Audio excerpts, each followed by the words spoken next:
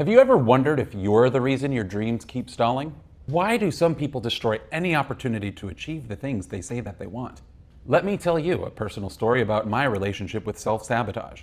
I'm Leo, licensed mental health counselor, and early in my doctoral program, I was juggling coursework, supervision, and lesson plans, but underneath, I was wrestling with a lot of self-doubt. I compared myself to others constantly. One day in supervision, my mentor asked me, "Leo, are you self-sabotaging right now?" Puzzled at the idea, I laughed it off. I already beat myself up and I clearly want to do better, so why would any of that make sense? Months went by, and I found a new goal: open my own private practice. But I stalled. The voice in my head said, "Who the hell are you to do something like that?" At the time, pressures were happening. I was becoming a new parent, but looking back, I also saw that I was protecting myself from failure by not fully trying. As psychotherapist Joseph Burgo writes, sometimes it's a fear of failure. If you never fully try, then you can't fully fail. But then I learned that if failure can teach you something, then failure can transform into tuition.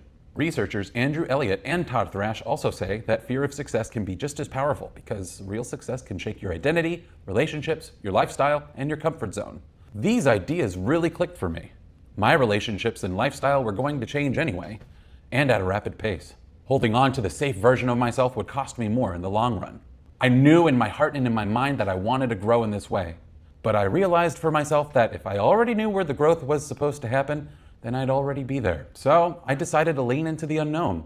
I registered my NPI, fulfilled my CAQH profile, and completed my first credential application. So if you're watching this and you've been circling around a goal, maybe it's a new business, maybe it's a new content channel, you've studied the ins and outs of what you want to do, but you haven't moved forward, then maybe it's time to name that pattern for yourself. And catching that self-criticism, you could ask yourself instead, what's something that you can do right now that your future self would thank you for? Share in the comments what your answer might be, or share your experience with self-sabotage. Like and subscribe to my channel here on TikTok and YouTube for more evidence-based mental health content. And if you recognize self-sabotage in your life, the sooner you unpack it, the sooner you get out of your own way.